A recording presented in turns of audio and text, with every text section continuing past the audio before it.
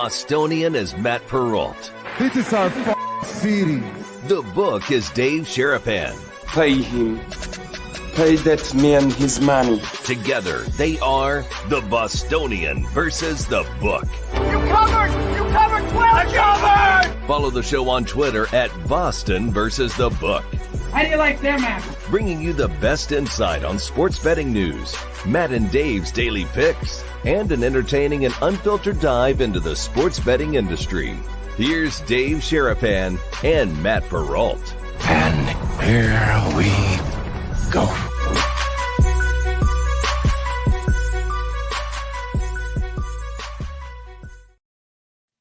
Off and running on a Thursday, everybody. How are you? Welcome into another episode of the Bostonian versus the book. Dave Sherapan, Matt Perrault, live on YouTube, live on Twitter X at Boston versus the book, or replayed every night on Sirius XM channel 159 on Sports Grid Television, where today, we have a lot to get into. How are you, sir?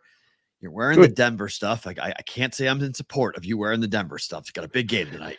Yeah, it's a big game tonight. We broke down the line yesterday on the show. That was pretty interesting. I don't know how many other shows can do that, but we did it. Boys and girls, hit the like button, hit the subscribe button. 2 days in a row, right on the mark. I don't know who had that. If you bet the no, you lost because we got it. Yeah, we got a lot to talk about. I can't believe it. I woke up. I'm still on East Coast time, so I was up before the sun. First thing that hit my timeline was Jake Paul's fighting Mike Tyson, and I've been in a pretzel since. I can't believe it. We got basketball, yes, pro and college hockey, big slate today. Great hockey games. I can't believe we're doing this fight. I can't believe it. We're going to get into here in just 1 second. Today, by the way, we'll do some live stuff. There are games in action right now, including in St. Louis in Arch Madness, which is by far one of my favorite tournaments every single year. I love betting it. We'll get into it a ton here. I got a bunch of bets on it. Next game starts around 12:30 Pacific time, 3:30 Eastern. And then the break, and then the night session. There's 2 games tonight. The West Coast Conference Tournament starts here in Las Vegas. We'll get to that with Pepperdine and Pacific. That game later on today.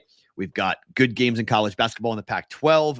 NBA, obviously, big games, big hockey games, all still to come on the program here today. But we will start talking about the thing that everybody woke up to, which I can't believe it's actually happening. As a boxing fan, it makes me really sad and really upset that it is happening. But this is happening. Netflix is putting on a fight between Jake Paul and Mike Tyson. Mike Tyson is 57 years of age. 57 years of age. Yep. My first question, and this came from, I got this as well, but came from our friend J-Pat in Milwaukee as well. What's the number? Is there a number? I don't even know the rules. Right. Can't make a number without the rules. Is it 6 rounds? God, I hope not more than that. I don't believe it's professional. My gut tells me this is not going to be a pro fight. It's going to be an exhibition. So if it's an exhibition, how can it be a pro fight if Jake Paul's not a pro fighter? Jake Paul's a pro fighter. He's licensed to be a professional fighter. Yeah, his last 2 fights have been pro. Yeah, he's a licensed professional fighter. Yes. Okay. Jake Paul can fight pro fights. He's been sanctioned. He's been cleared to fight professionally, but most of his fights have been his fight against Tommy Fury was professional. He lost, but he most likely it's going to be an exhibition. So my gut tells me that it's between 6 and 8 rounds, maybe 2-minute rounds would be my guess. Well, Mike Tyson is 57 years old. I have to find all that out. For the life of me, stop showing Mike Tyson hitting mitts. Please. I'll show you me hitting mitts. And you might go, oh, fuck, wow, that's impressive. It means nothing.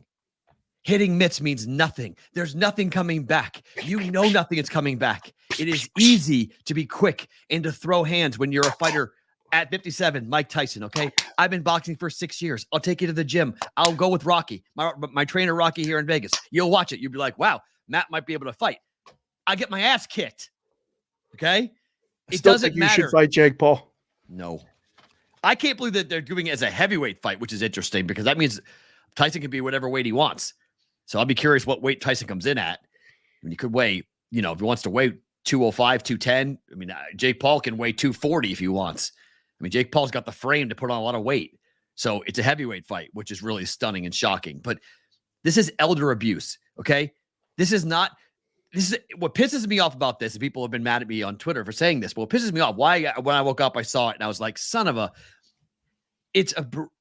I can't hate the brilliance of the move because it is a brilliant move by Jake Paul.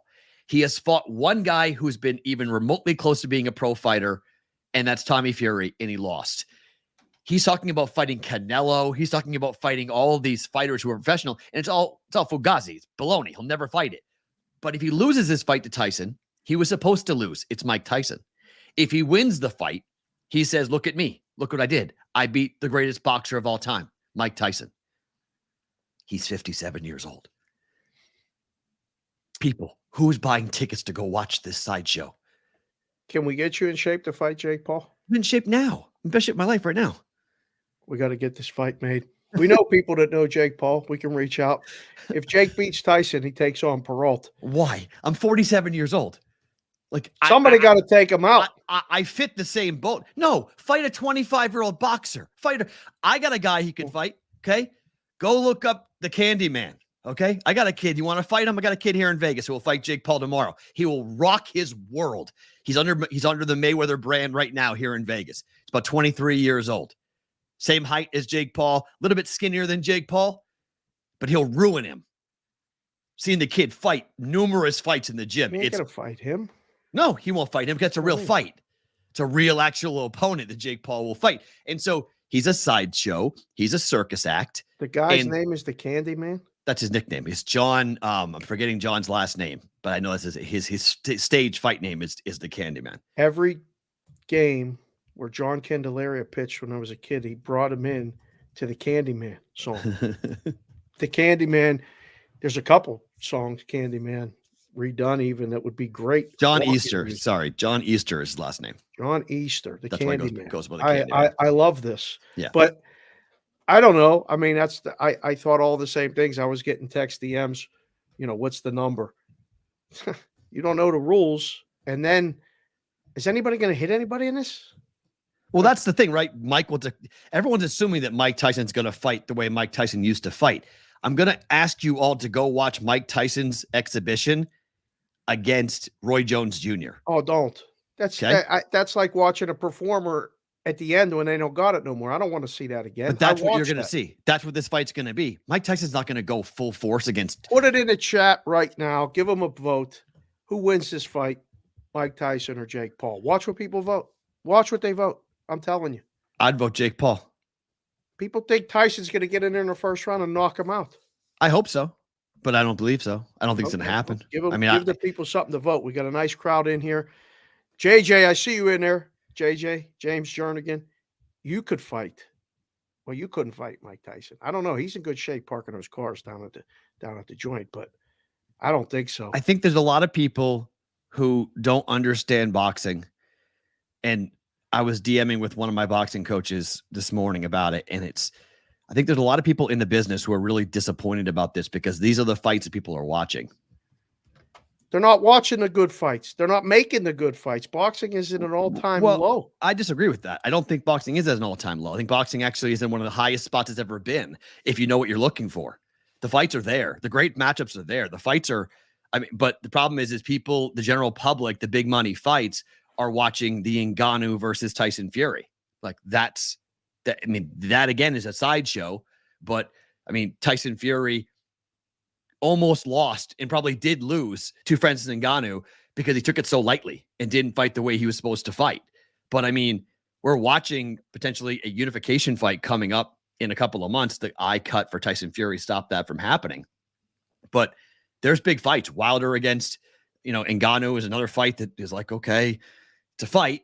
There's good boxing matches that are out there. There's good boxing matches. Top Rank's got good talent. There's a lot of good talent in Vegas. It's just, it doesn't get the attention because of fights like this. It sucks all the oxygen. Niche market now. It used to be such mainstream. That's true. Stuff. That's It's true. the ultimate niche market because it fell out of favor with a lot of people. They used to put the fights on all the time, right? To create the interest. Again, your product is only as good as people watching it. If you make it harder to watch, keep streaming stuff, keep pay-per-view and stuff, keep blacking out baseball games. The pay-per-view ridiculous. I know, but boxing was based on the pay-per-view model. That was the original Boxing pay-per-view was based model. in the 80s on being on the wide world of sports, and fights were on all the time. That's been 50 years. I mean, it's been 50, 40 years since that. Yeah, I know. But like really, when boxing became in its prime, when it really got to its zenith, it was on pay-per-view. I mean, that's really what happened when the industry became huge.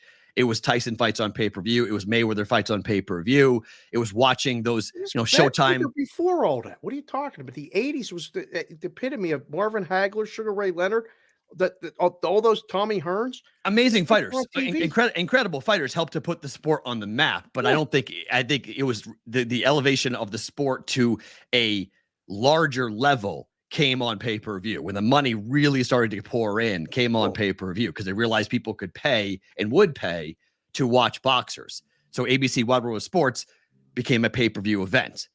DAZN thought they had something. DAZN struggled. I mean, there's a million reasons why DAZN didn't work out, but I mean, it could have worked. Money management, paying Canelo what they paid Canelo. Canelo became a pretty boring fighter because of what has happened with the opponents. There's a lot of reasons why DAZN fell apart. I mean, there's a lot of reasons why DAZN fell apart. DAZN, in principle, DAZN had an interesting business model. It just they didn't do it right, and it died. Basically, it's now not really relevant. Showtime got out of the event, got out of boxing, which is really sad that they're not part of it anymore. HBO got out of it; they're not part of it anymore, and so you're left now with Netflix. Watching P-roll. Nobody's watching. I don't know. They're all getting out. They're telling you right there. The argument's there. I mean, listen, fighters can be great, but if nobody watches them, just like they tell us with the show, guys, the show's great. If nobody's watching, nobody cares. Okay. I know, but I think the problem is, the bigger problem with boxing for me, and the bigger problem with the model around boxing is that it's very difficult to make fights because of fighters wanting to keep the zero that Mayweather created. Floyd created the idea that losing was awful. And so fighters who are coming up don't want to have a 22-3 record, where in mixed martial arts in the UFC, it doesn't matter how many times you lose, you can still get title shots left and right. It's all about where you are. You can lose 4 fights in a row and then 5 years later be completely a different fighter and be given a title shot if you've beaten the right guys. Boxing doesn't have that. Boxing has this fear of if you have a loss, that means you're not good. And so nobody wants to match wits. Nobody wants to go up against each other and really fight. And then you elevate guys like Ryan Garcia, who, I mean, it's crazy. I started interviewing Ryan Garcia on Radio Row, I don't know, numerous 7 years ago, and he was a babyface kid who had a great left hook, who had fast hands. And now he's a complete sideshow and a social media guy who is just a real problem. And if Ryan Garcia winds up dead tomorrow, I don't think anybody would be stunned given how erratic his behavior has been. Devin Haney was here in Las Vegas, still is in Vegas. Haney's been really cradled or protected by a lot of people around him, not wanting to have him have a loss. I mean, there's fighters like George Kambosos, who really has been an extremely tough. I love Lomachenko. There's so many fighters that I have looked at and watched and loved for years. And so the sport is really healthy. It's just run by people that elevates fights like this, where it's Jake Paul against Mike Tyson in July at Jerry's World. This fight will do more than all the fights combined all year. In terms of what? Handle or viewership? Watch. I don't know. It's a good question because Netflix, there's so many people who already subscribe to Netflix. Right. So like, does it add more subscribers to Netflix? I don't know. That's the goal. They're just getting more eyeballs on it. That's all. I mean, there's a whole generation of kids. I tweeted it this morning. There's a whole generation of kids that think Jake Paul's famous and Mike Tyson is just some old guy who used to box. Fair. That's fair. Yeah, everyone under 30 thinks Jake Paul's an enormous celebrity, and they want to see him either get his ass kicked or kick some old guy who used to fight. Right. Kick his ass. Yeah, it's the WWE mentality. Yeah. That's what's going to watch. People are going to watch it. They don't care about Lomachenko. You just named all these fighters that are probably really good fighters that nobody knows. Oh, I mean, Lomachenko is he's my idol. His footwork is incredible. I mean, he's getting older up there in age, but he's still phenomenal. I mean, look, Bud Crawford is, you want to go watch a great fighter, go watch Bud Crawford. I mean, Terrence Crawford is the best in the business right now, pound for pound, best fighter in the world. But people don't really know who he is because he doesn't talk. Bud Crawford does his thing. He goes, I box. I don't need to talk. I'm not a promoter. I'm not a social media guy. I do my life. I live my life. I got my kids, my life. I go back. I mean, Canelo is a guy who has elevated a lot of fighters just because whenever you fight Canelo, you get a chance to go after the king. But even he's been really, he's very tactical. Again, I think he lost both first and second fights to Triple G. I was there for both of them. I think Triple G won them both. But in Vegas, you're not going to get a scorecard decision when you're a star the size of Canelo here in Vegas. So there's a lot of things that go on with scoring, a lot of things that go on with the judging in boxing that's frustrating. And, UFC is running into it too. But the elevation of UFC has come at the detriment of boxing. And I watch boxing a lot, but I watch UFC every weekend. And that's just because there's better cards, better fights. It's easier to consume it. It's quicker. It's more for today's generation. It's definitely, somebody put it in the chat. Blue Spader, how are you, sir? I'm wearing the Muhammad Ali shirt, actually. You made reference of Muhammad Ali. It's hard to live up to him, but guys have done it as far as the boxing stuff. UFC, you feel like when you pay, you get a quality time and multiple fights value. Right, because one fight You sucks. feel There's duped. two more. A There's lot two of more times coming. when you buy a boxing pay-per-view, Fair. you leave going, why did I do that? I'm never doing that again. It's true. And that's boxing hasn't figured that out. I mean, that's Dana White is a marketing genius in a lot of ways, understanding he had a product that if I give, only 5 or 6 fights are on a pay-per-view card, but I'm going to give you 13 fights. Right. I'm going to give you the prelims, then the prelims. They call them the early prelims, and then the prelim, and then we give you the main card. Where in boxing, the prelims are where you see up-and-coming fighters that literally nobody knows who you are or where you are. And I'm fortunate enough, and I've been around a boxing gym here in Vegas called DLX Boxing for a long time, that I've seen a lot of these kids come through the gym when they get ready for fights here in Vegas, or they train here under different fight camps and then go fight wherever they're going to go and fight. And so I have more, knowledge, or have seen these kids and watched them in the gym, watch them work. And so I now can watch them because I have some exposure to them. Most people aren't like that. Most people don't get exposed to these young fighters. And so they go watch the prelims and like, oh, that fight's boring, and they forget about the kid. Where in the UFC, they do a masterful job of building up a story or building up a character with a fighter. And then they say, okay, here's a test. And if the kid passes the test or the woman passes the test, they elevate them to the next level and they grow inside the company until they become Conor McGregor or that type of level of fighter, and they make millions off that fighter. You got to fight a lot of time for $10,000 show, $10,000 win. I mean, $20K for a fight camp, you might make $5,000 off a winning fight. You might. So that's the trouble of being a UFC fighter, is it's so heavily slated until you get to the elite level for the company. But they know what they're doing. Boxing has so many cooks in the kitchen trying to make this work. You can't keep track of all the belts. Yep. True. IBF, WBA, WBC, blah, blah, blah, blah, blah, blah. Oh, your brother saw Tyson fight in person? No. We went to the Civic Arena to see it on pay-per-view. Oh, on a closed caption or closed circuit. They put up 2 screens at each end, and we watched it on TV. We literally got there. He got nachos. We got a drink. We sat down. Tyson knocked Spinks out. My dad we're running to get to the car to beat the traffic. It was insane. We were there for 20 minutes. Was done. But that's where boxing it was the zenith, right? Boxing always about the one fight. Yeah. UFC's not. UFC's about the co-main. UFC's about the undercard. UFC's got so many amazing fights throughout the entire night to watch. We've been to them here. You've been to them in multiple places. It's a build up the entire evening. Yeah. Like, we went the second they opened the gate to get something to eat quick, and then I think we watched 12 fights. We watched the fights. We knew the numbers. We talked back and forth, circled a couple things. Remember the next time this guy fights, I mean, look, I'm going to run through just Saturday's card. Okay. Saturday's card in Miami, UFC 299, O'Malley Vera 2. These are the cards these are not the main event cards. Okay. Rafael Dos Anjos is fighting Gamrot. That's That's an unbelievable fight. Macy Barber is fighting. She's very attractive. People love watching her fight. She's super talented. Peter Yan and Song Yadong is fighting. Yan was the belt holder for a long period of time. Okay. He held the belt in this bantamweight division, and he's fighting on the main card, but he's fighting one of the first fights. It may be the first fight in the main card. Curtis Blades is fighting on this card. Kevin Holland is fighting on this card. Dustin Poirier is the co-main event on this card.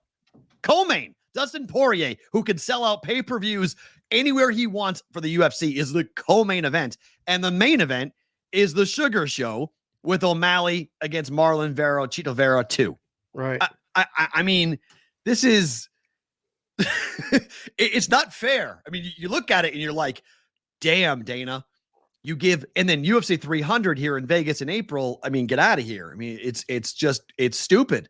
It's so good. The card is amazing.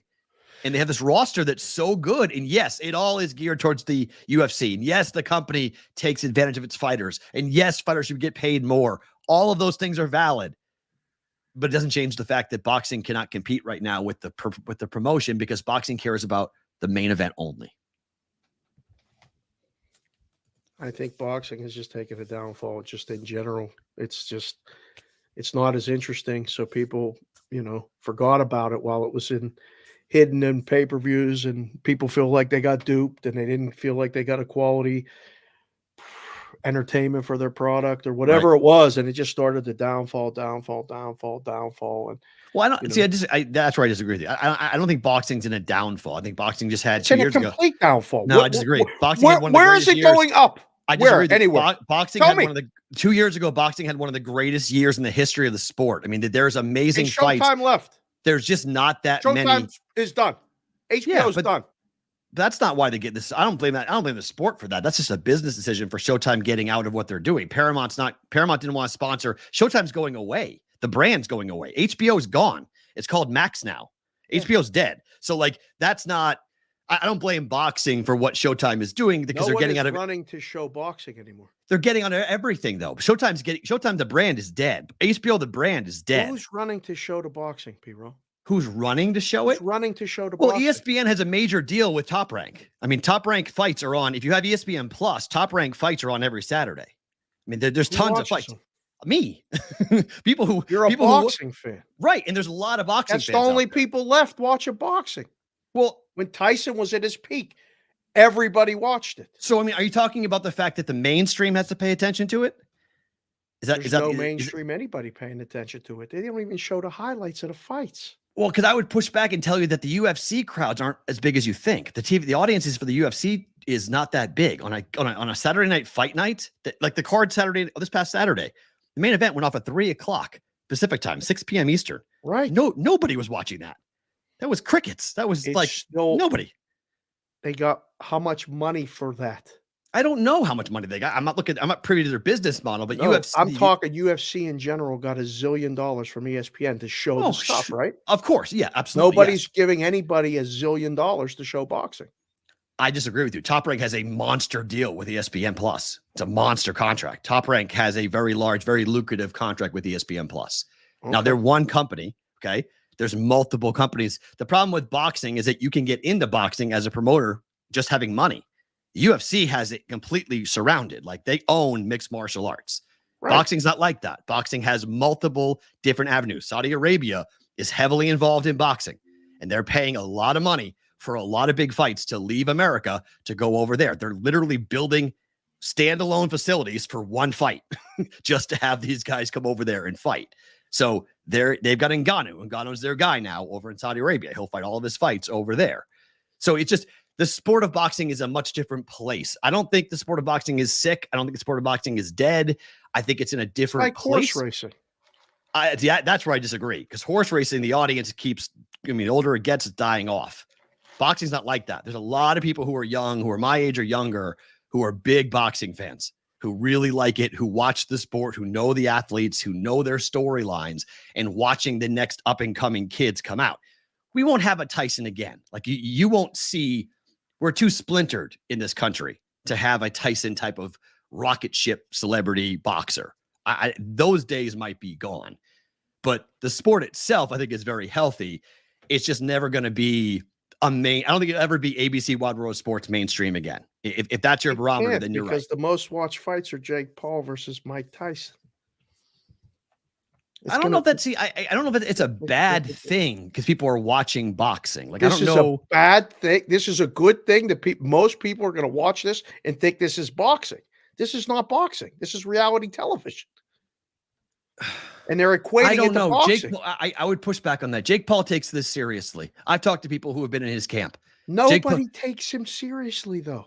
No, he's not fighting anyone serious. He takes the sport seriously. Jake Paul takes the sport seriously. Yes. Jake Paul works his ass off. He also might be on steroids, but Jake Paul is taking and working his ass off. Okay, there's no debate that the guy's in the gym. Okay, there's no debate that the guy has had very high level training and has had some of the best boxing coaches available to him to come in here and help him and train with him. Time and money is a beautiful thing when you're young. You can do a lot of things in boxing. Is the easiest of combat sports to know. I would know. It's not. It's just hands and watching people's hands and feet work. It's much different. Mixed martial arts is so much more difficult to become a good fighter in, to be a high level, world class champion in. I just think Jake Paul is boxing. It is boxing. It might be circus sideshow boxing, but it's still the sport of boxing. I mean, look, there's people in Vegas. There was an event here in late February or late January, rather. There was a fight card full of, I think it was 150 masters boxers who came in. Mm-hmm. It streamed online. Hundreds of people watched it, mostly family and friends who were watching it, who were a part of it. It's a lot of people who do appreciate the sport itself. It is niche now. There's a lot of people that appreciate pickleball. I'm just telling you, it's not what it was. It's not even close. I know you're a fan, and I know I love the sport. I love boxing. It's not what it was. And now there's kids. You got college kids that you teach. I got college kids that I'm their parent. Right. They're going to want to watch this because they think it's boxing. It's not boxing. Yeah, I disagree. I think it is boxing. I'll push back at it is boxing. It's just not boxing at an elite level. It's just a high level boxing. It is a sport of boxing. It's Mike Tyson, who shouldn't be anywhere near a ring. Yeah, shouldn't be anywhere near a ring. I mean, I'm mad that someone is sanctioning this. Like, my anger is that someone's going to allow this to happen, and it's going to Texas for a reason, because the laws in Texas are the most laxed. They don't really care. How many people are going to go to this stadium? They're doing it at Jerry's house, AT&T Stadium. How many people are going to go? Well, they'll cut it in half. They'll cut it in half. There's no way it's the whole stadium. So they'll cut it in half, and then. That's a great question, because they're going to give away thousands of tickets. You think? Thousands of tickets. They're going away because people will go for free, but for thousands of people. Would you go for free? Yes. I would not go for free. Yeah, I'd go for Tyler. I disagree with boxing dead in the United States. It is very healthy outside 100%, but I disagree that boxing is dead in America. I just don't think that that's accurate. I think if you've gone to a Terrence Crawford fight in Omaha, Nebraska, there's 20,000 people there going crazy for Bud Crawford. I just disagree that it's who you are, where you are, and who you're fighting for it to matter. You come to a fight here in Vegas, come to a big fight here in Vegas, and tell me boxing's dead in America. It's not. It's still very much alive. And Canelo fights, I've been to almost every Canelo fight here in Vegas for the last 7 years. And you could say that's Mexican fight fans. It's a lot of people who are from Mexico who live here in the States who come to watch that fight, who want to watch Canelo because he's their national celebrity. He's their superstar. So it's a global sport. It's an international sport. So it's tough to say where the U.S. fits in, but the best fighter in the world is Terrence Crawford, born and bred in Omaha, Nebraska. So he's tremendous too. So I'll take that. I mean, that's just, we need a poll. You want a poll on this? I'm going to guess most people are going to vote with Dave. That yes, that's true. Ryan Garcia is killing what exactly, Dave? Be my question. What is Ryan Garcia killing? His bank account? Sure. He's not killing anyone else. Let's see what happens. I can't wait to see what ends up happening with that fight against Haney, if it actually happens or not. But I don't know. Is he getting married? Is he not getting married? Who is he sleeping with? Who is he going to stream? I mean, it's ridiculous. Like, he's going to go the Drake route next and show himself naked. Like, there's nothing left for Ryan Garcia to do, because whoa. Crawford, a what? Hold on, JR. No. Terrence Crawford's not a criminal. Hold on a second. No, Terrence Crawford's an incredible fighter who grew up in a really rough town. Okay. North Omaha is no joke. You might hear Nebraska, you might hear Omaha and be like, come on, I'm telling you, North Omaha is violent, gang ridden, in a tough place. He came out of the gutter to get where he is at. He fought his way out of a lot of crap to get where he is. I love the guy. Bud is absolutely tremendous. And I hope that he does get the big money fights to come. I would love to see him fight Canelo personally. At what weight, for whose belt? There's a lot of. Why do we always get the fights after the fact? Like we waited 4 years for Mayweather to fight Pacquiao. We got it when Pacquiao was damaged. We wait all these times. So if somebody gets arrested for disorderly conduct and damaged property, makes them a criminal. Like, wow, we better be real careful who we're cheering for in sports if that's our bar, to call somebody a criminal because they had a potential incident once in their life. But I wouldn't necessarily call him a criminal. I don't care if he's in jail or not. Like, I wouldn't call him a criminal. And there's plenty of guys who are in combat sports who have done really, really bad things. I mean, Conor McGregor has been accused of sexual assault how many times now? Like, I mean, well, he hasn't done a lot of things right, but people will still watch. I mean, so I don't know. I'm just disappointed in that this is going to be portrayed as a fight in boxing, and it's a sideshow and a circus. It's not a fight. It's boxing. I don't know how much of a fight it's going to be. And again, if you need to go and watch, we got 67% of the people voted that Tyson's going to win. I think people are going to bet if there's lines, they will bet Tyson to win. Look at online. I mean, everyone's posting Tyson hitting the pads as this is how quick he is at 57 years old. He's going to take apart Jake Paul. And I'd say, go watch him fight against Roy Jones. And you tell me if I was sad after watching that fight. Right. Nothing left. I was sad. Neither for both. I was sad for both of them. Jones. You know, my first interview in Las Vegas, when I moved here, the very first person I interviewed was Mike Tyson. Scared the holy hell out of me the entire time. I was petrified. Yeah. Couldn't believe it. I sat across the table and I asked him a question. And when he didn't like the question, he didn't like the way it was phrased. You see it in his eyes. You quickly moved off that topic. You left it alone real quick. Yeah. You did not push. He did not like it. I went from him to Clayton Kershaw. Maybe the two biggest change of personalities on the planet. Clayton Kershaw was the nicest person on the planet. He was super kind, took pictures, hung out. Tyson signed a glove for me, which is right there, and got the hell out of there. He was like, goodbye. I don't like this stuff. I'm here because I had to be. I was paid to be here later because the company we were doing the deal with paid him to be there. Right. He's been doing this for a while now. Okay. He has his cannabis line now. He's got different things he's done. Everyone's expecting the Tyson to come up. You know, you're watching the Hangover clip over and over again, him knocking out the dude in the Hangover, right? Like the in the still of the night, dun bang, hit the floor. Nothing would make people happier than to watch Jake Paul get his lights turned out in front of the world. It's not going to happen. Not going to happen. Because one thing, Jake Paul fights are never on the up and up. They're never on the up and up. You will never be able to get.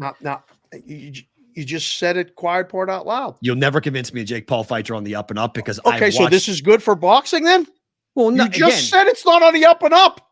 It's boxing though. It's the sport of boxing. What happens in the sport of boxing? The sport of boxing is not on the up and up then?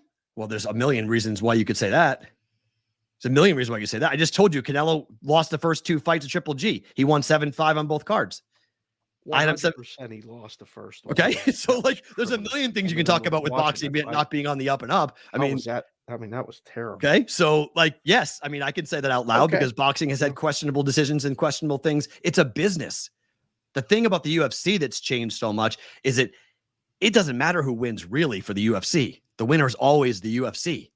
They always win. Dana always winds up on top. Boxing's not like that. Because one promoter's got one fighter, the other promoter's got another fighter. Whoever wins, that's good for business for that one promotion. By the way, I see Skip in the chat. Skip the Fabry. Skip, if you're still here, shoot us a DM. I'll come down and say hello. We'll have lunch. Oh, he's here? I thought he was here this week. Oh, very cool. Okay. I can't remember. But yeah, Skip, if you're here, let us know, please. Wow. That's the minus 500. And that's right. And everyone will bet the dog. Everyone will bet the dog. 100%. That line is to get people to bet Tyson. Remember, we got over 60 votes already, and we got 67% on the dog. And they're all going to bet it. And they're absolutely going to all bet it. You should go and watch Jake Paul's fight against Anderson Silva, and you go ask me what the hell that Silva was doing in the early rounds when he had Jake Paul hurt. When he hit Jake Paul hard and he had Jake Paul in retreat, what did he do? Watch what Silva does. One of the strangest, oddest things a fighter has ever done at his caliber. And then it went to the cards and he lost the fight or got knocked out late or whatever it was. Yeah. Could have taken out Jake Paul if he wanted to, but he was, I mean, in my mind, he was told not to. He wasn't supposed to do that. So I'd rather bet WWE. Not crazy. You're not crazy. And Silva absolutely needed a payout. There's no debate there, Dave. He absolutely needed a payout. And that's really the unfortunate thing. All right, what happened last night? Well, the Warriors, who lost by 52 points to the Boston Celtics in their previous game, turned around to beat the Milwaukee Bucks by 35 points. Yeah. How? How is this happening? The NBA. That was exactly how. I mean, we talked about it on here. Loved the Warriors yesterday. That was just a setup job. It was perfect. At least that was on the up and up, though. Under. At least the under hit. But that was another Buck game going under. And it was on a gigantic pace to go over. And the first half, and then breaks. No scoring at all in the second half. Like, I think one of them scored 15 points in a quarter. That's the NBA, bro. There you go, Whitrock. You get the show. Hit the like button. Hit the subscribe button. Somebody leave a comment after the show. 2 sentences. Let's try to get over 10 comments. That's the challenge for today. Okay. Somebody after the show, leave a comment. Anything you want. Will you watch the Jake Paul and Mike Tyson fight? If you had to pay $10, because it's going to be more than 10. If you had to pay it's free. Fight, leave that in the comment. It's technically free if you have Netflix. So to get a subscription, it's $16 a month. So it's $16 to watch the fight. There ain't no way the people are paying $10. I don't know. It's a great question. Like I mean, I think people have paid $16 for stupider things. Well, that goes without saying. We got a guy who came out here, a friend of ours, who paid for the fake stuff down on Fremont Street. He paid a lot more than that for fake weed and all that other crap. So, no, people will spend money for wrong things for sure. But just leave a comment after the show. I'm trying to get this thing, getting questions about cutting clips. We got volunteers to cut clips. You guys want to cut clips? Let us know. Sure. Volunteers to cut clips. This is going to be good. 100%. A couple quick football stories. The Bills cut 3 starters due to the cap yesterday. And then they signed your backup quarterback in Mitchell Trubisky. Does this feel like the window's closing for the Bills? Cool. That they went for it, and now the Bills are due. No pun intended, but the money is due. The cap hit's coming. You think the window's closing? Just think. I don't know if it's closed. It's not closed, but as long as they have Josh Allen, it's not closed. Right. But I think it is closing. Yeah. I do think that they've got a lot of things. They've kicked the can like every team does. I mean, they're cutting some pretty impressive players. I mean, Poyers was a guy who was a huge leader in that locker room who they cut yesterday. Jordan Poyer was a major reason why that defense really took a big step forward, and they cut him. And the cap did go up. Yes, the cap went up, and they still have to pay it. They restructured Von Miller's contract yesterday. They did, but he took a pay cut to stay. He wanted to stay in Buffalo.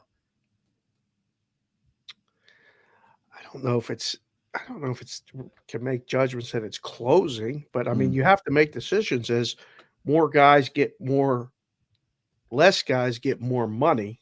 Then you have to make these decisions. This is I can't stand this part of the season for NFL. It's tough. It's over annoying. But it's big because you lose players. You're losing key components. I mean, there's key players who are going to be off. I mean, like the Seattle Seahawks lost Jamal Adams.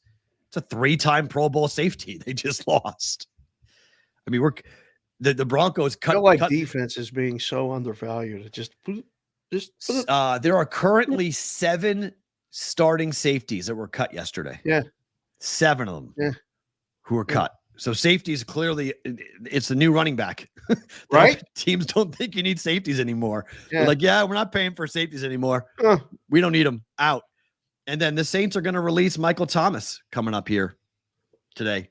What's the last time he played? A whole season like 3 years ago. And he's going bonkers at a reporter today on social media claiming that he was given stories from the Saints to leak this to make him look bad, when essentially it was a 1-year deal with a club option, and the team is choosing not to exercise the club option. So he's like, how are you releasing me? It's a 1-year deal. And like, he's making fun of the way the reporter looks. And like, it's Michael Thomas he might be done in the league. This might be it for him. Yeah. There's a lot of people who are really, who do not like Michael Thomas. Again, I can't stand it. It feels like it's so overdone. First, they force feed the combine down our throats, and then it's this stuff, and it's guys getting cut. I mean, it's interesting stories, but it's like quick blurbs and done. I don't think you can make any snap judgments. I know this. Nobody's even paying attention to betting it or futures or something in the book. Like none of this information moves a number. Or how can you do it until after the draft's over? How can you bet? You can't bet the NFL until after the draft. You got to see who's where. I agree with you, but I mean, look. I mean, you're talking about your team may have Russell Wilson. Stop, please don't. I mean, there's a lot of rumors flying around that Russell Wilson is going to wind up being a Steeler. I heard Pat and Diggs talking about it a little bit this morning, and I was like, please, like, don't egg this on. He's making a case. Diggsy was making a case that it would actually be a good fit. Please. I disagree. But yeah, I don't think you bet the NFL until after you find out. Tony, my guy in 93.7 in Pittsburgh, he said, "Oh, it's only 1.2 million. We got a starting quarterback, NFL, blah, blah, blah." I tweeted back at him, "Do you watch the games? Do you watch the games?" The guy who built in Seattle, the offensive coordinator who just became the head coach in Carolina, he was on with Kay Adams, and Kay tried really hard to have him say something about Russell, and he basically said the film speaks for itself. Just watch the games. That's what he said. His line was, the film speaks for itself. I love Russ. Good job. Wish him the best of luck, but the film speaks for itself. That's all you got to do. Okay. That's just watch the games. It ain't personal. Just watch the games. And I mean, it's not like the Steelers offense. You got to get him 7 big Empire State buildings to block for him. You got to get a whole 5 in the middle, and you may keep the tight end in on every play. So Russ can just stand there. Because if he's moving, getting hit, this and that, it's not working. I think he'd be great in a Patriot uniform. I really do. I think that would be perfect. Please no. But I can't say this, though. The Mac Jones rumor is real. So I don't know. It's like, it's a tough gig. Mac or Russ? I don't know. I don't know. I might take Russ over Mac. I don't know. Don't you feel like you have a little more upside with No, Mac? I'm making a joke. Yes, there's a lot more upside. He's younger. Okay. Yes, a lot more upside. You can groom him potentially. Yes, but the idea of going Madison just said Steelers country, let's ride. Please. Then he said the pine. Thank you. You said it. He's putting it out there. He's only going somewhere where he's going to start. 100%. He's never going somewhere. If Pickett is in competition, he's not going to Pittsburgh. I don't believe so. He'll make sure. Otherwise, he sits for $36 million. Like, what does he care? Well, he just got to get on a team. Yeah. Do you see the podcast he did where he was talking to, who was he talking to? And he told his ex-players podcast. And he said, I'm going to win. I want to win 2 more championships before I'm done. And the guy was 2 more what championships? Super Bowls. Division championships? What are you talking about? Like, I forget the reporter. He was like, he had to hold it in, going like, what are you talking about? Like, okay, where on the bench for the Chiefs? Like, where are you going? Where are you going to win 2 more championships before you're done? It's not going to be with you as the quarterback. Yeah, the I Am Athlete podcast. Thank you, Nikki. Appreciate that. Yes. Cirillo's doing an unbelievable job as one of our associate producers. There we go. My favorite bet every year. Some people go to Vegas and bet $100 on black when they walk in to dictate whether they're going to have a good weekend or not. I bet the under in the first Missouri Valley Conference game every year. Arch Madness, dead under every year, dead under. That came through. 58-32. 58-32 is the score right now with 2 to play. 32. Yep. That's just what happens. It is, Dave, I can't begin to describe. You used to walk into like your high school gym. Missouri State, Murray State. That's the game? Yes. 139.5 close? I bet 140 under. Yeah. Right. They ain't even going to get 100? What the? Why is this now? Because when you walk into, it used to be called the Scott Trade Center. What's it called now? I forget the name. It's where the Blues play. You walk in, it's noon. So you're waking up at 9 a.m. You're going to go shoot around like 10:30. Morning game's no good. You suck. If you're playing on Thursday at noon, you suck. You suck. Your team sucks. Your year is suck. You lose this game, your year is over. You never play basketball again until next year. You know it. I hate my coach. I hate my teammates. Goodbye. We lose. We're all good. Whoa. You walk in and literally it's friends and family. It's like 50 people. The loudest people in the entire arena are the cheerleaders. Dead serious. You can hear them word for word. Like sometimes when you're watching a game, you're like, what are they saying? What are they cheering? You hear them crystal clear. Yeah. What they're saying, all the cheers, like let's go, or defense, like you hear them, and they're the only ones chanting. Real quick, I'm in a game that nobody cares about, and you're playing in an arena that is unlike any arena you play all year long in the Valley. It's a big arena. It's a hockey arena, NHL hockey arena. Sightlines are okay, but for that first game, nah. Now here the trick is tomorrow. Bet Missouri State's up by 20. That's who's leading, right? Uh-huh. Bet Missouri State against Indiana State in the first half plus the points.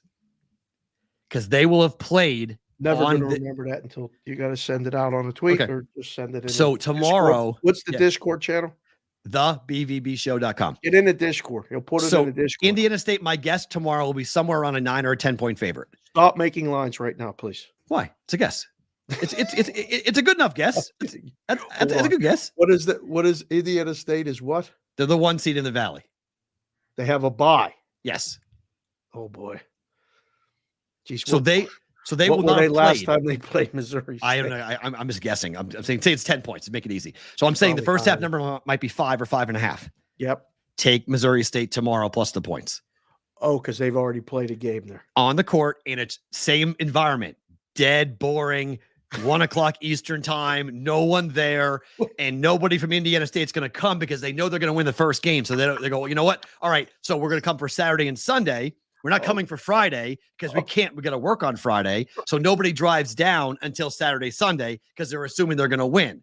So it's always a weird atmosphere. And the team that played the night before, day before, knows that weird atmosphere. They know the sight lines, and they normally put up a hell of a fight in the first half.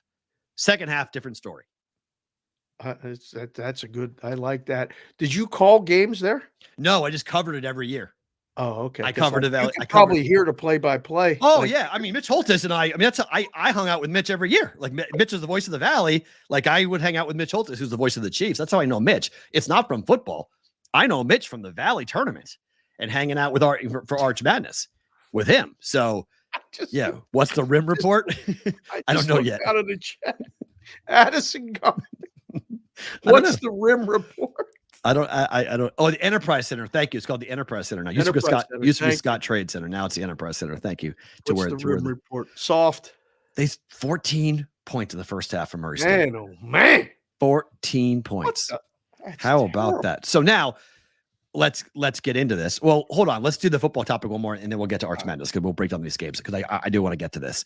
Nick Saban to ESPN on why he retired. I'm going to read you this quote. Okay. He said, I thought we could have had a hell of a team next year. And then maybe 70 or 80% of the players you talk to, all they want to know is two things. What assurances do I have that I'm going to play? Because they're thinking about transferring, and how much are you going to pay me? Saban recounted. Our program has always been built about how much value we can create for your future and your personal development, academic success, in graduating and developing an NFL career on the field. So I'm saying to myself, maybe this doesn't work anymore, that the goals and aspirations are just different. And that's all about how much money I could make as a college player. I'm not saying that's bad. I'm not saying it's wrong. I'm just saying that's never been what we are all about. And it's not why we had success throughout the years. What's your takeaway from Nick Saban saying all the players care about is how much money they're going to make? Sounds like coaches playing the games. Were they not paying before? A lot of questions, more questions than anything. Did Saban age out? Daniel says he aged out. Too old? I don't know if he aged out. I mean, the game's changed. The game's changed. That's it. You got to, I mean, what are you selling? If you're Nick Saban, what are you selling? Come to Alabama.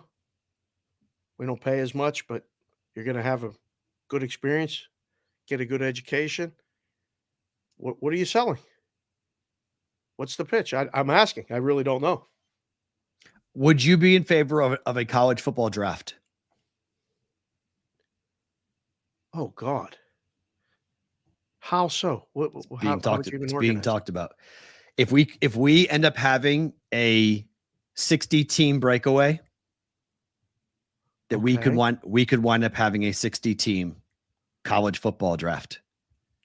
Who gets the first pick?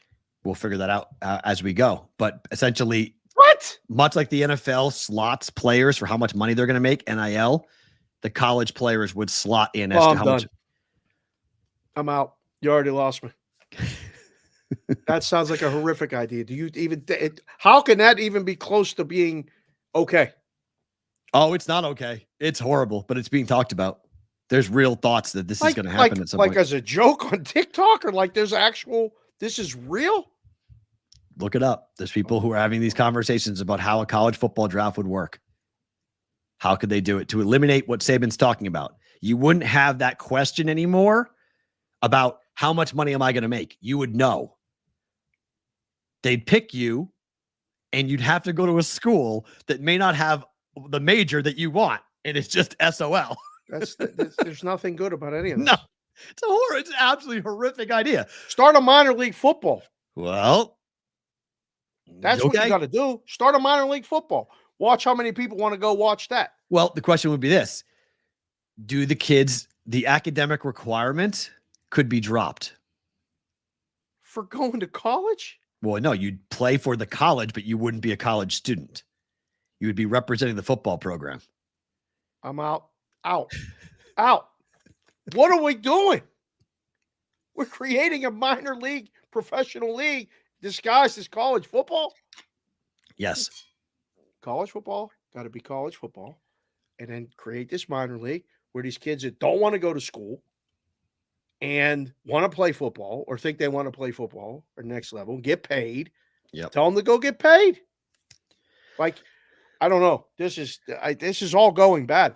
Nobody thought of this stuff before. They did, but it's like when you let the genie out, you try to put the genie back in the bottle. Like, it's really difficult. You've let this out, and kids now can openly say to the coach, how much money are you paying me? And Nick Saban's like, I'm not interested in a kid with his hand out. I want a kid who's going to come here and work. My whole structure was come here, work hard. I'm going to put you in the NFL. Right. That was his game plan. Now, how did he get the kid to commit? Fine. They paid his parents. They paid him, whatever it might be, under the table money, whatever it might be. But you can't play the high school kid. You pay the college kid for his name, image, and likeness, but the college kid is in a different boat than the high school kid is. The high school kid is still being recruited and being offered under the table money and everything else to say, hey, come here and be here. Nick didn't want to be a part of that anymore. I can't say he's wrong. And I thought Chip Kelly, who was introduced as the new offensive coordinator for Ohio State, said some really interesting things about, I love football. Being a head coach is not about football anymore. Right. I want to coach football. Yeah. And I'm here to coach football. I'm here to coach players, and I don't want the nonsense that comes with being the head coach. Right. So I left UCLA and I'm out and I want to be here. I don't want any part of this anymore to be a head coach. I want to be here coaching football. That is a scary thing to hear. Okay. If you're a administrator or if you're somebody who's involved in college athletics, if you're hearing some of the smartest minds say, I'm out, I'd rather be in the NFL, or I'm not being a head coach, I'd rather be a coordinator. That's scary. I mean, I think that's real though. Mm-hmm. That's absolute. I don't know. They made this happen themselves. Yes. Like there's nobody to blame for this. There's no, you guys want to do this? Okay, we'll do it. And what did they think was going to happen? All these kids that go to college were going to make money and everybody was going to be happy. No, as soon as you start to get involved with the money, it always gets ugly. Yeah. It's not about come here, work hard, and hopefully you'll get drafted in the NFL. That pitch is dead. It's done. Guys like Nick and whoever else, that you can't pitch a kid on that anymore. How much you paying me? I'm coming. I'm going to kill myself. I'm going to get hurt. You're going to put some other kid in and I'm out. It's a business.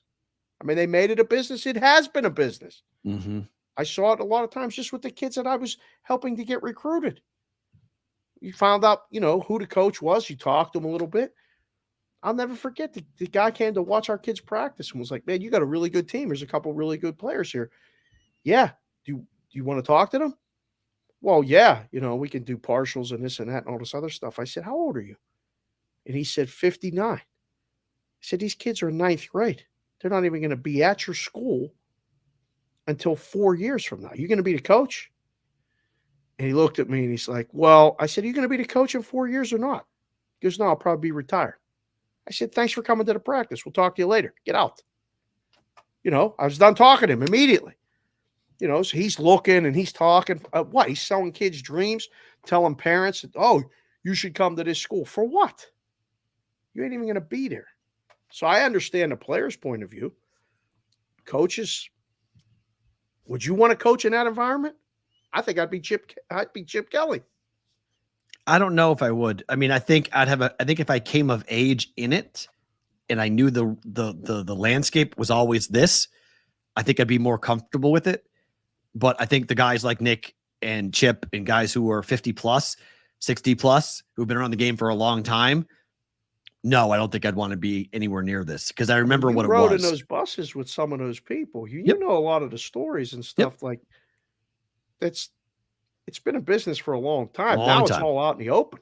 And that wasn't done right then. I'm not trying to say that the way that it was previously done with bags and cars and houses. And I mean, that's not good. I don't think that was right the way that it was done. But we've really fast forwarded so much. Like I put a tweet out last night about people in the gym and people were picking it up on it, but like I was at the gym and I was watching this, I don't know, she probably was 22 with a tripod and a ring light taping her workout. And I just was like, does anyone else see how fucked up this is? Like this is the most sorry, Will. Like what, like is anyone, am I the only person on the planet who's going for 200,000 years? Humans didn't do any of this stuff. We have changed more in the last 20 years than we have in the last 200,000 due to the phone. 5. Everything is about the phone. Everything is about living for other people online, not real, not people in your life. You're living for people you'll never meet. I'm a content creator. Look at my ass as I do a dip or I do a squat. Like I'm like, she has like a full, like, and then it's not just the girls. I had a kid who probably was 18 years old. He was in front of my locker. He's doing push-ups. And I walk into my locker and I'm like, hey, can I get my locker? He's like, oh, sorry. He gets up. He goes to he's doing push-ups, takes off all of his clothes. He's just in his underwear, and he does a photo shoot with himself in the mirror. Clip, this, that, the other. And I like literally had to stop myself going like, what the are you doing? Like, there's no way you think this is like normal behavior. And if it is, can we talk about how messed up this is? We've changed so fast as humans. We're trying to do so many things so quickly that we aren't asking the right questions about what happens when it goes bad. Oh, you sound like me now. This is great. Papa P-Roll, preach on, sir. This is bigger. Like, just look, I always say books find you. You don't find books. I found a bunch of books recently that talks all about this. Michael Easter is an incredible writer, teacher at UNLV, a guy who is incredible. He has a website that's called The Two Percenters, which is awesome. But he asks some really he asks people he interviews, but talking a lot of things about the changes in human history and how fast we've changed because of our cell phone usage and our dependence on the internet. That we've done this. Human beings have roamed the earth for a very long time. And in the last 100 years, we have tried to make our lives so convenient and so easy, and we're killing ourselves so fast because of it. Everything's supposed to be convenient. Human beings never lived in comfort, ever. It's all about comfort. So same with football. Like there was always, you had to develop. You had to work. You had to get yourself to a certain level. You had to crawl over glass sometimes to get seen by the right recruiter, to get to the school that maybe they said you have a shot, but maybe not. And you have to work. Like Julian Edelman was a quarterback in college. Yeah. Had to become a wide receiver, had to prove to people he could be a slot receiver, had to go to the right coach who saw him for what he could be, play with the right quarterback who could get him the football in the right places to have him be an elite to the point where people thought he could be a Hall of Famer. I don't think he is, but people said Edelman's a Hall of Famer. Look at his postseason numbers. Look what he did. That's an amazing story that I don't know if we're going to have many of those anymore. It's all about getting paid right now. Stories like that, but listen, will it takes a lot of luck. How much money did you think Edelman could have made as a quarterback in the MAC? That maybe he's good. He doesn't need to go play in the NFL. I make $500,000. I'm good. More money than I ever thought I'd ever make. The hunger's gone. I don't think the hunger's gone, but you get the rewards quicker. You get the rewards a lot quicker. And then rewarding young college kids, you see what ends up happening. Like, there's a lot of flameouts very quickly. I mean, the most recent one that I thought at the time was watching in live time speed was Johnny Manziel. Right? Like, think about that whole thing and how fast that happened. You're watching the games and you're going, are you sure? I don't know. He made $3 million in college. What? He made $3 million in college. Yeah. Before NIL. That's what I'm saying. From signing autographs. You know what I'm saying? Under the table. Cash. He's just saying, he's the only one saying it publicly, let alone all the other kids who made all that money for years and years and years. And that's the problem. That had to change. Okay. That had to change. We had to figure out a way to stop that from happening. I always tell the story. Doug McDermott was the best college basketball player on the planet. His dad was a millionaire. His dad was a head coach, but Doug was on every billboard all over the city of Omaha. He was the face of the Big East. When it expanded, it became the new Big East. It was Doug everywhere. Doug made no money on that. Got zip, zero, nothing. Only got paid when he went to college. It's like, how is that fair? How's that fair if his dad wasn't Greg McDermott, if he wasn't the head coach of Creighton, if he wasn't making $1 million a year? Like, what fairness is that for a kid to walk around town and be like, that's good, you're selling tickets like crazy. Every game is sold out. I make nothing. My jersey's everywhere. Number 3, Creighton jerseys. College education. That's what like they were selling. Right? I know, but what's the college education? I know. Right. Okay, it's expensive, but hand over fist, you're making money off these kids. The kids had to be involved in some form or fashion. And I'm good with the kids being involved in some form. But this is like a fire you've lit and you lost control over it. Oh, it's a raging inferno. Yeah. I don't know what the fix is, but my God, a college football draft. I can't take the NFL draft talk. I mean, it's coming. The signing days and stuff. That's tomorrow. That's tomorrow, I think, right? Or no? I don't know. What's the earliest? I don't know. They're moving it up. They're moving the signing day to move. It's in February. Or it already was. It was just already passed. But they're moving it further in. They want to move from February to December for signing day. They're always playing around with it. So, I don't know. The whole thing has messed up. I went to kids with Penn State that were on football scholarship that didn't have $20 to buy pizza on the weekends. Right. They were broke as could be. And the stadium had 100,000 people there every Saturday. Every Saturday for 30 years. But every Saturday that I was there and there was a home game, it was 100,000 people sold out. Everybody was buying jerseys, hats, making money, hand over fist. And these kids didn't have 20. I would buy them. I'll split a pizza with you. Here, I'll pay $20. I was lucky I had it, but I had it. So seeing it on both ends, good luck. Please don't So draft. in 10 minutes, Arch Madness is going to start back up again. So I want to just put this out here and get into Arch Madness. This is my favorite college basketball tournament that no one talks about. The Big East tournament's great. Big 12 tournament's awesome. I've been to the Big 10 tournaments. I like the Big 10 tournament, but like this is why going back to Chicago for me is going to be very interesting because my only 2 trips to Chicago were for the Big 10 tournament, and I didn't leave I was like arena, hotel, arena, hotel, didn't go anywhere. So it was just, and then I was there for football media days too. So that was only in the hotel, never left. So I got to go see Chicago. So maybe that's why I didn't really appreciate it, because St. Louis has some of the best drinking bars in the country. I love Sundeckers. If you guys know what Sundeckers is, I can't tell you how many times I got wheeled out of that bar during Arch Madness. It was so fun and so cool to be around it, and I absolutely love it. The bracket is this for Arch Madness. I don't know if you guys can see it all that close, but it's a typical bracket. The 1, 2, 3, and 4 seeds all play tomorrow. I put this up because we're going to put up the West Coast Conference bracket here in a second, and you guys see the differences between how conferences do their brackets. But the second game will tip off here in a couple of seconds, and we will get to Valpo catching 13.5 against Belmont. I'm on the dog here. Valpo stinks. They're awful. They've been getting annihilated. They lost 11 games in a row before they finally beat Illinois State in their last game on senior day. One of those rally for the senior type of moments. But I can't get over the fact that a team is catching 13.5, 14 points. I took 14 last night. Valpo 7-24 on the season. Yep. Belmont 19-12 on the season. Yep. Valpo is 18-12 against the spread, though.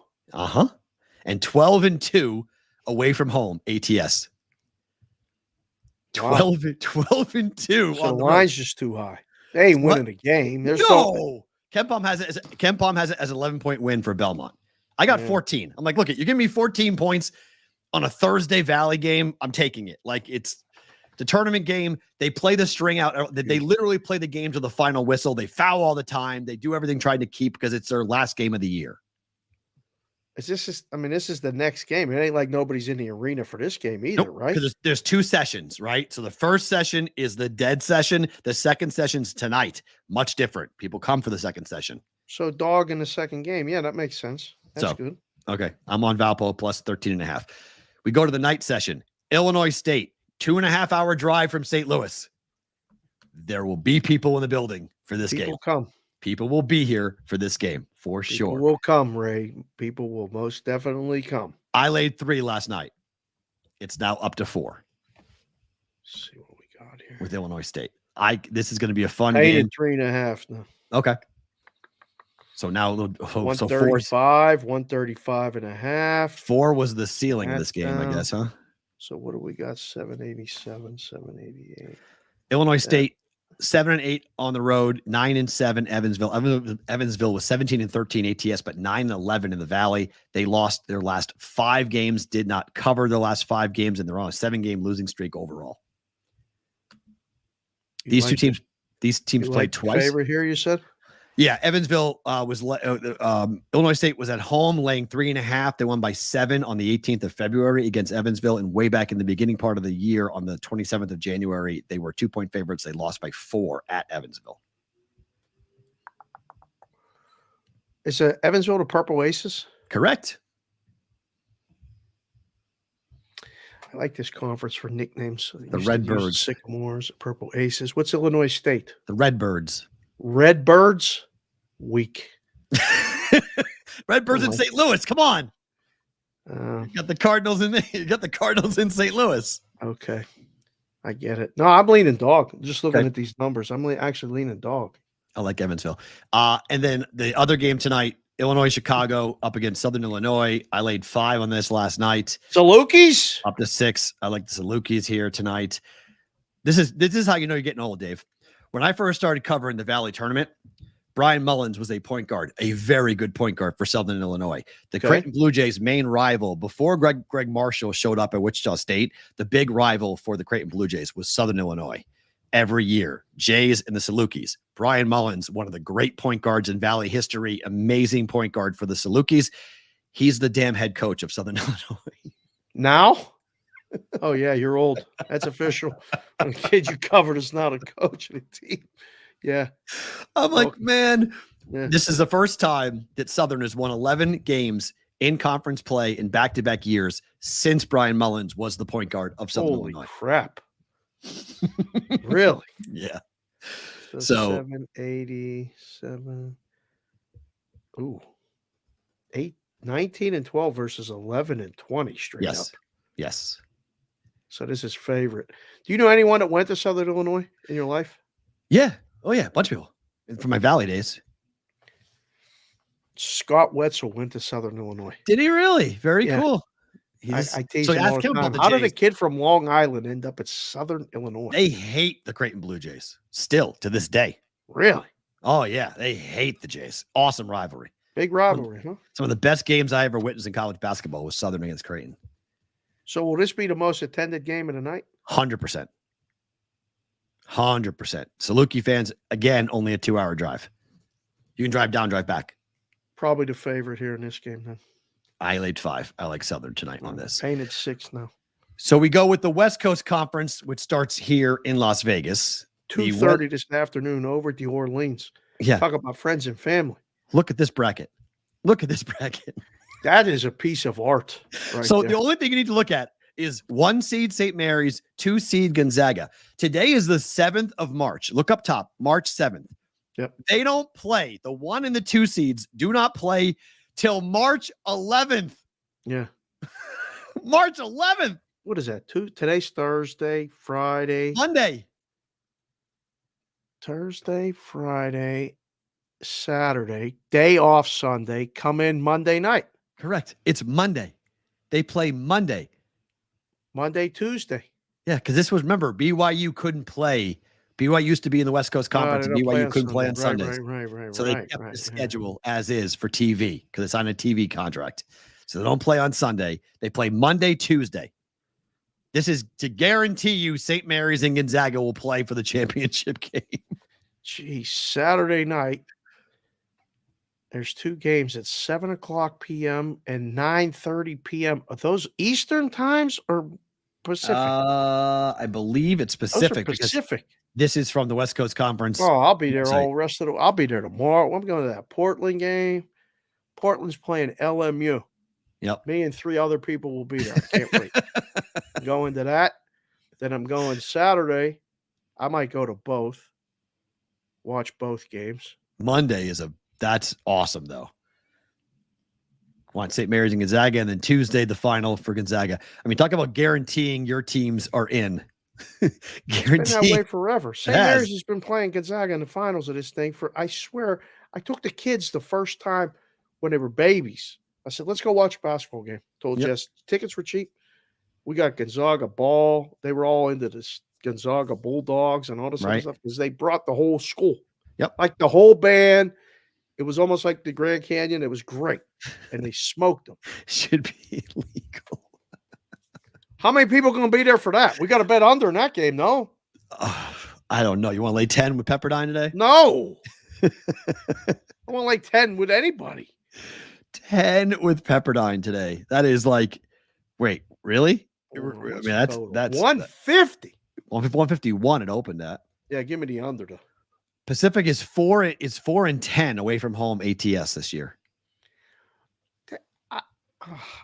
4-10. I got to do Sports Grid at 4:40 for the first hit, and then I'm doing the show at 5. I don't know if I can make it back. I want to go to this game.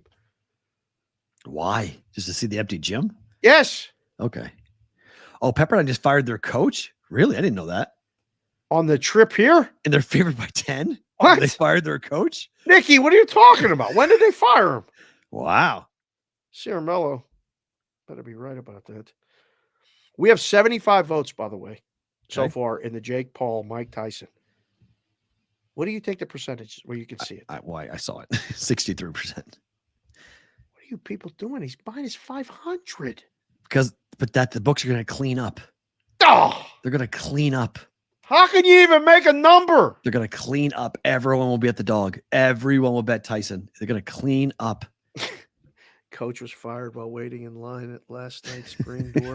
What are you talking about, Johnny? dead cat bounce for Pepperdine. Yeah, they're gonna win. I mean, they're 10-point favorites. If that's a dead cat bounce, I guess. Doesn't necessarily mean they're going to win. Lorenzo Romo was fired 2 days ago. Wow. Before the conference tournament, what did he do? Who did he piss off? Man, He ain't going to Vegas. Right? We're not giving you a free trip to Vegas. Hey, Lorenzo. You weren't going on our dime. You weren't getting a free vacation out of us. Yep, you're not going. You're not going. You've got rooms at the Orleans. Might have done him a favor, let's be perfectly honest.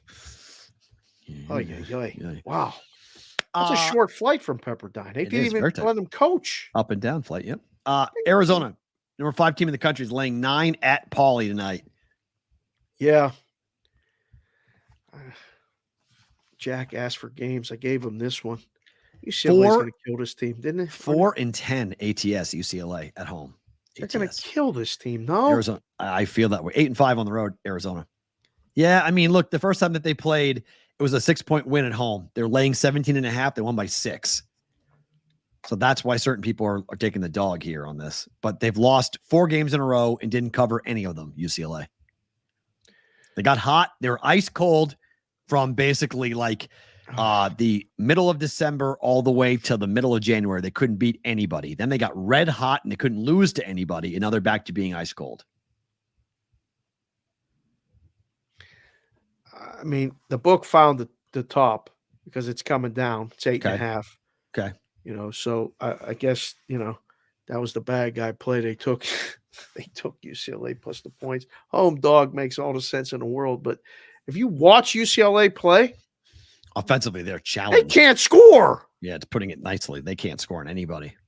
Yeah, I don't know. It's just this. Good luck. If you want to take that, I think you'll be able to take more. You can wait. You can take 12, 13 when they get You might. Yeah, quick start. It's true. Washington at number 18, Washington State. These are the only 2 games involving ranked teams on the schedule today. On the whole card today. The whole card. It's like 2 ranked teams playing college basketball today. We didn't even talk. And I went and got my sheet. I sat at the book just calmly. Had to get away from this house and everything that's going on here. Everybody's going on a trip tomorrow. Right. So it's just like, for those of you that live with women, like trying to get ready for a party or, a wedding, like everybody's getting ready. The laundry machine's been going for 2 days. I don't even know what's going on in there.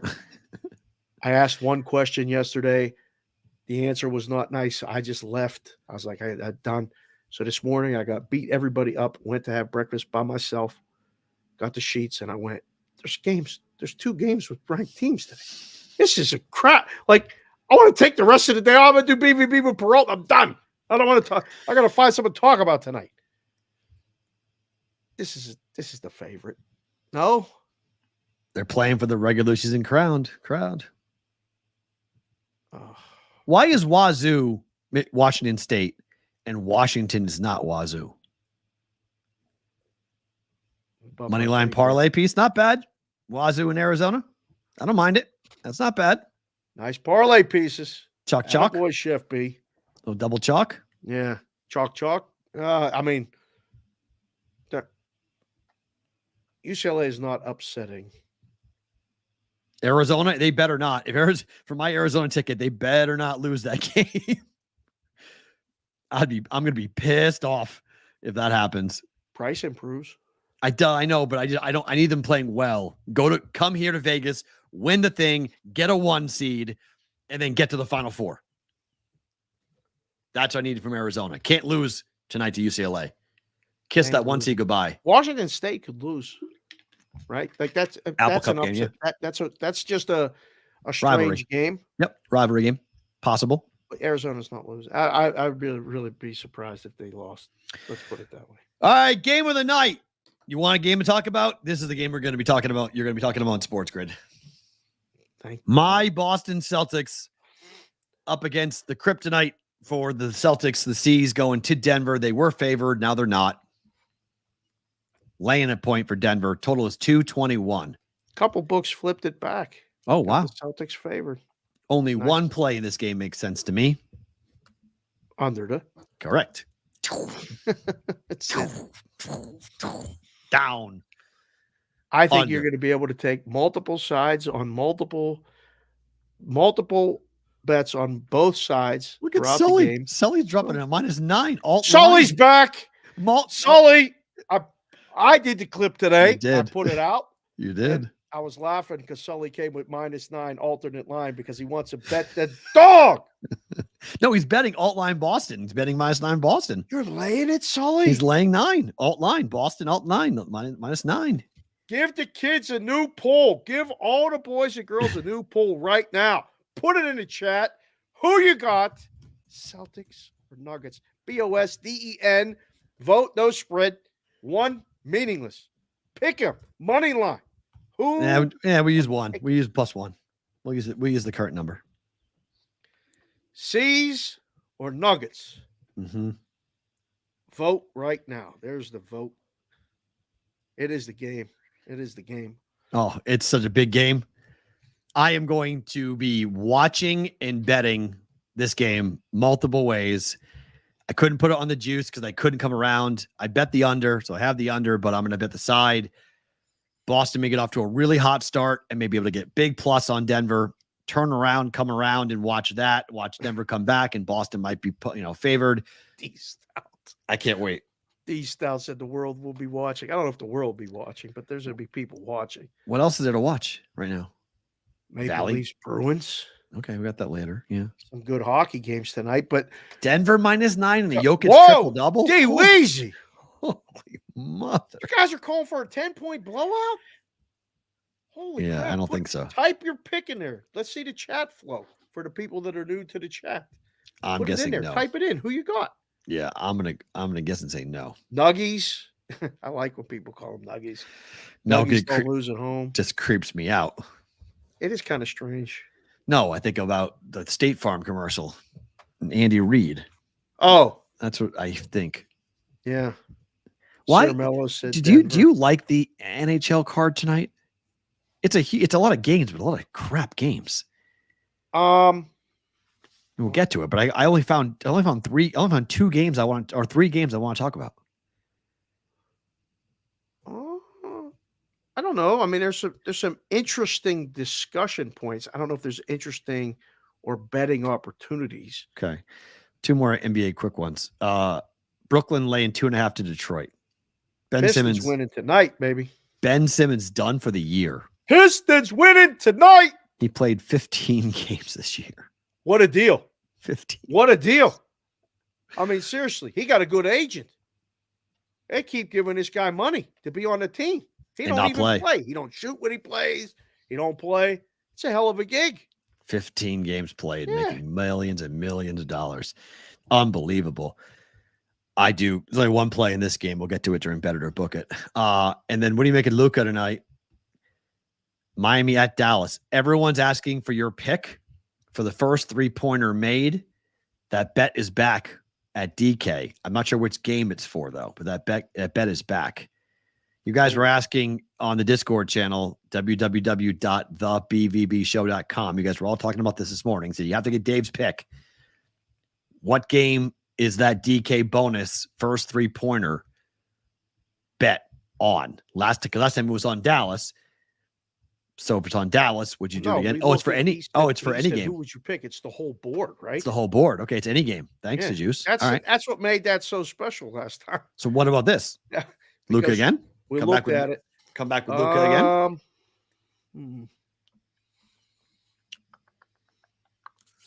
Ooh. No.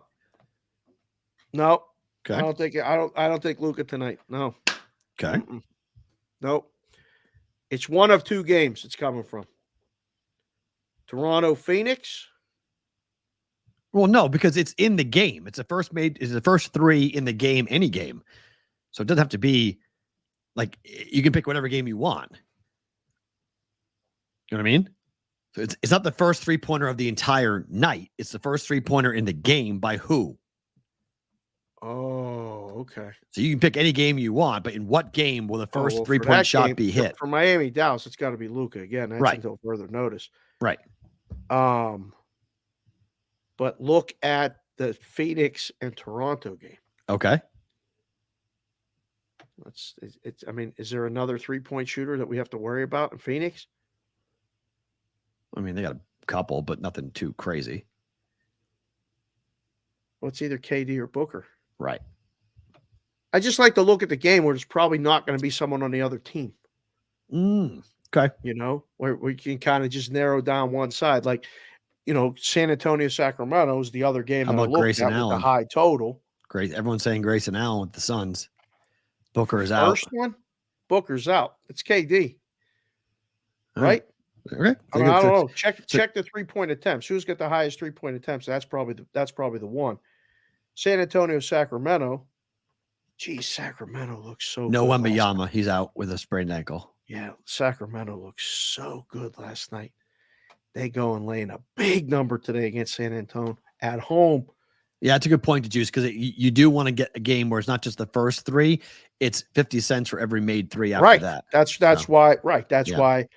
The other night, I looked at Dallas and Indiana and said that game's going to be 300 points. Right. Going to be a lot of threes in that game. San Antonio, Sacramento is that game for me tonight. Okay. When I looked at the board, I said San Antonio, Sacramento. So pick the guys in that one. Okay.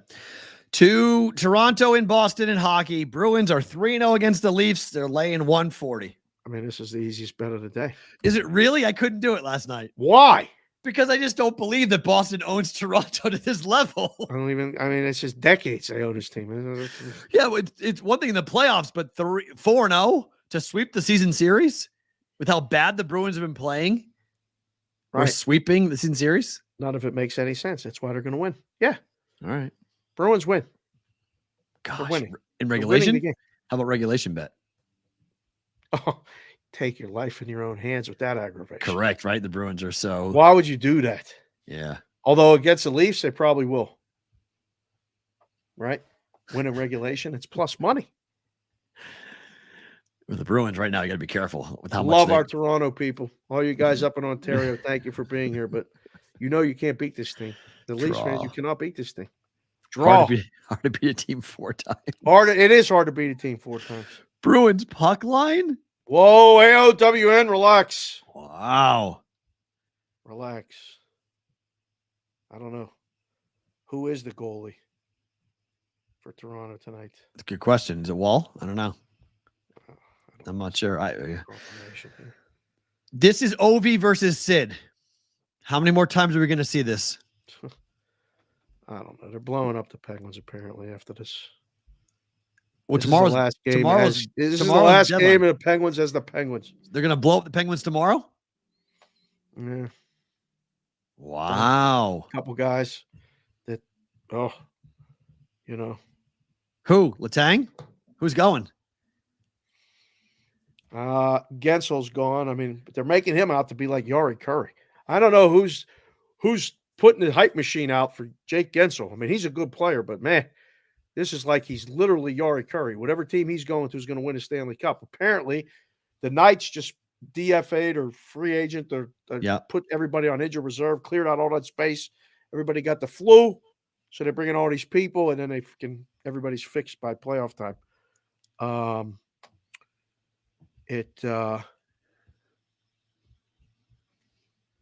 I won't even watch this game, and I never used to miss like this game. Really? This is one of the caca games on the schedule. Is it? Or I mean, bet Pittsburgh knowing tomorrow's coming? It's bet under. Okay. It's bet under. Right. But I don't know. I mean, if you want Washington, you're on your own. That's aggravation. Somebody asked what this hat is. That hat is the Stanley Cup champion hat of the Vegas Golden Knights. Vegas Golden Knights. That's yes. What that would be. Yeah. Noah Hannafin. Boston born. Boston College. Welcome to Vegas. Come on in, big boy. Pick up another big one. What I love, Dave, I love the number of people who cry at the way the Golden Knights acquire talent. Yeah, they're not happy, but I mean, it is kind of skirting the rules. I mean, the rules, they figured out how to make the most use of the rules. Hi, Bill Belichick. I have no problem with it.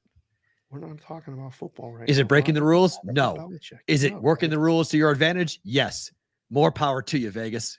Kelly McCrimmon, keep doing your thing, big boy. Keep doing it. Monster acquisition for the Bruins. 27 years old. Sorry, I mean for the Golden Knights. Coming from Boston, coming from Calgary. Yeah, I mean Calgary fans are bent over this. They're not happy at all. Calgary thinks they're in it. Their management does not. Right, they do not. And they were sellers. Calgary believed they were going to catch somebody in the playoffs. I mean, headline: Vegas clear winner in Noah Hannafin deal with Calgary. I mean, clear winner. Vegas gave up either a 2025 or 26 first-round pick and a conditional third-round pick in 25, and Vegas gave the Flyers a 24th fifth-round pick, and they will retain 25% of his salary, of Hannafin's salary. It's phenomenal. 27 years of age, not full boat.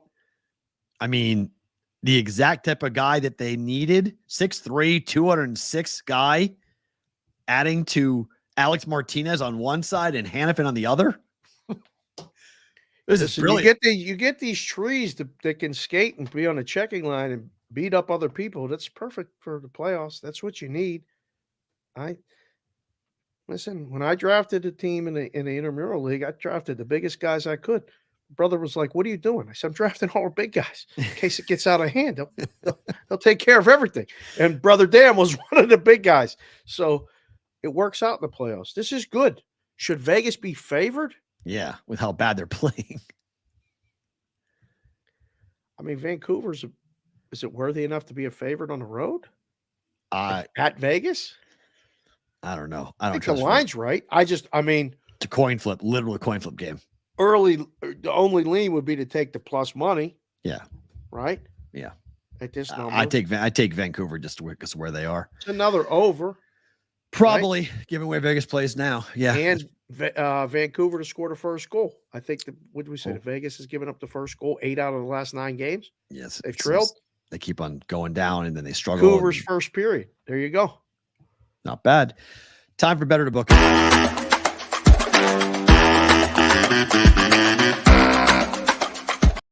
All right, let's get into it. First play is under 216.5 for Brooklyn and Detroit. Why would you pick this game? Because these two teams are dead under teams. Brooklyn is a dead under team. Oof. Give me a reason to watch this. If you want to. I'm betting the under. Not really a fun game to watch when you're on the under. First game of the day, though. There they go, moving it right now. They just moved it because you said that. Look, there's 2 places just moved it to 214.5. 17, 10, and 1 to the under. Brooklyn on the road. Detroit 16, 12, and 1 to the under at home, and they are 9 and 1 to the under over their last 10 games. Bet it. Pistons dead under. Second bet. Pistons are winning. Fine, dead under. Under 221, Boston, Denver. Denver is a dead under team at home. It's actually kind of crazy. How's a poll looking for the side in this bad boy? 63% on 64% on Denver. Oh. 19 and 11, Denver to the under at home. 4 and 1 to the under over their last 5. Same with Boston. Boston's 15 and 14 to the under on the road. 102-100, the final, the first game these guys played. Under's been good. Is everybody playing? Do we have a full roster for both? I believe so, yes. I mean, the Celtics brought their brass. Brad Stevens is there. Everyone's there. This is a you know how you like when before you go to like an event or do an event, you do like a site walk. You go and walk the site. Like we did at Resorts World for yes, live yes, shows? right. Yeah. You go and walk the site. This is the Celtics brass doing an NBA Finals walk tonight. Everyone's there. Boston brought them all. They brought everybody. Like, this is the team we're playing in the finals. Get ready. Like, Boston famously, Doc Rivers famously put a whole wad of cash up in the Lakers locker room when they were there on the road. And so we're coming back here to get that. Not going to be surprised if Boston does something similar like that. They're going to put something in that Denver locker room somewhere and say, well, we're coming back to get this, boys, when we're done. Yeah, Jaylen Brown's questionable. That's true. Oh. I think he'll play. Under for sure. I'm leaning Denver, not just because the show's called Bostonian versus Book, and it's fun to root against the Boston teams when you can, because people have DM'd me and said that. I got a DM this morning. The guy said, you know what? I followed the show. I found you guys a little over a year ago, and I wasn't a big fan of Matt. He goes, but he's grown on me now. Like a fungus. He said, I still hate his teams, but Matt's grown on me. And I started laughing. I said, listen, I get this all the time. You can like him, you don't like me. You like me, you don't like him. Either way, the show works. They brought the brass because they got to go to Cleveland first, but they're going to Denver and then Phoenix. No. I think they're all. What I read, Trailblazers, Jazz. They're going home. A nice trip for the people. No, they're going home. They flew in for this game. They flew out. This is this game only. They're not going to Phoenix for the weekend. I mean, Brad might. I mean, maybe, but the upper brass, I doubt it. I mean, only because there's a lot of Celtic people who work for Phoenix. So the GM is from the Boston Celtics tree. Playing golf down Amanda there Flugrad, the Southern reporters from the Celtics. The suits always get the benefits. The workers, you got to do the job. Under the bet it. Illinois State -3. Valley tournament. Is this the game starting right now? Nope, that's the game. This is the first game of the second session. I say book this one. I like the Purple Aces. Okay, I like Illinois State, and then Southern Illinois -5. Bet this one. Salukis. Okay, let's see. Do we have super chats to jump in here? Can I put any of them on the screen? It's the question. I saw something come up. I can. Okay. What's up, Brigade? I finally got my off work early today. I finally got off work early. I don't know. Yes, thank you. Well, I don't want to even. Yes, thank you. If you read that the wrong way, you could get us in trouble. Yes, we picked up the name. Call me Jared Jr. Oh, his kid. He had his son. That's phenomenal. I'm so freaking excited. By the way, did you like my Cavs a couple nights ago? Matt, JK, love you guys. Yes, that was tough. But if it means they win tonight, then I'm good with it. Get the revenge spot, win tonight, and we're good. And then finally, from Fist Killer, he's requesting some rap tomorrow out of you for my Adidas by Run DMC. Gonna pull that out tomorrow for Roll Call Friday. Back. Okay, yeah, we could do that one. I'll put that on the list. That's good to know. Thank you, Fish Killer 73. Appreciate that request line. That's a good idea. Roll Call Friday, big day tomorrow. Holy crap. Valpo's 25.5 live. Yeah. So it may be a 1-1 start. We'll see if Valpo comes back, but I don't know, 25.5.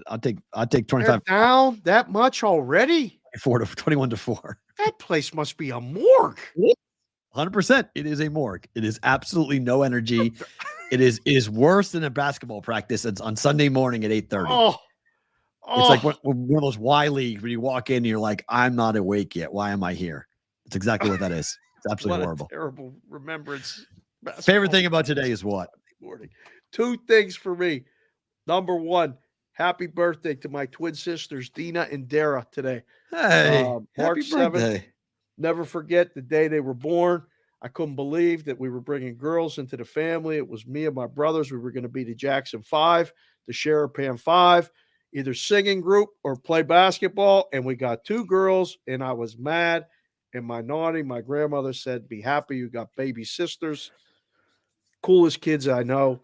It was fun. I already sent them the text. I told them they're the shout out today. My favorite thing about today. Happy birthday to both of you. I'll be down to see you soon down in Arizona. You got to meet P-Roll because they 100%. Watch the show here and there. They got 100%. all their high school students watching the show. They're asking them questions about the betting. I told my sisters, don't. I don't ask you how to paint. Don't give out betting advice, please. Everyone else is doing it. Number 2, Joe C. Myers made my morning this morning. Selfie posted, no hat, but he's in uniform. He graduated from the senior leader course down there to be promoted to sergeant first class. Hat tip to you, sir. Thank you for your service. Keep grinding. Keep listening to the show. Keep watching the show. Get in the chat if you can. I'm going to get you that camo hat. I've been dreaming about it. I got the guy on the button trying to figure out how to get those things to show up in the camo. We'll get it done. BBB on a camo hat for you, Josie Myers. Congratulations passing that course. My favorite thing about today, do you remember the story I told you about the guy in Alabama in which he told me that he was going to drug test me? And I said, for what drugs? Do you remember this story? So he picked up, he looked at me like he had seen a ghost, and he went, well, are you going to pass? And I said, well, yeah, but I want to know what drug you're testing me for. And he goes, you son of a, and he picked up a ball that he had on his desk there was like a stress squeeze ball, and he whipped it at my head because he was pissed off at what I was saying, because he thought he had hired someone who was going to fail a drug test, and I was just wondering what drugs are you testing me for, and he was like. Later, I explained to him, I was like, look, I don't think it's just marijuana. I think we'll take it off. But he was like, whatever. So he just wrote me a note. He saw my tweet talking about, I basically said, when does people go to a gym with a tripod and a ring light, and why are we thinking this is okay? And I said, we've changed more as humans in the last 20 years than the previous 200,000. Yep. He goes, you've turned into an old conservative man from Alabama. Which I was like, daily. That's tremendous. That's tremendous. Of all the guys that send me a note, the guy who got pissed off because I asked him what drugs he was testing me for, and I moved to Alabama, writes me notes. Social media is a cool thing. It really is. Thank you for being here. I have a call at the top of the hour. That's why we're wrapping the show early, guys. So no bonus time today, but we're back tomorrow. Full roll call Friday. We should have a lot of fun tomorrow. We had over 500 people in the show today. It's really fun. So awesome. Keep it up, boys. Thanks for being here. Comment appreciate all of you. Comment YouTube at Boston versus the Book, please. Leave us a note, and we'll be there. Let's have some fun tomorrow with more college basketball action during the show. Matt, Dave back tomorrow for a big roll call Friday tomorrow.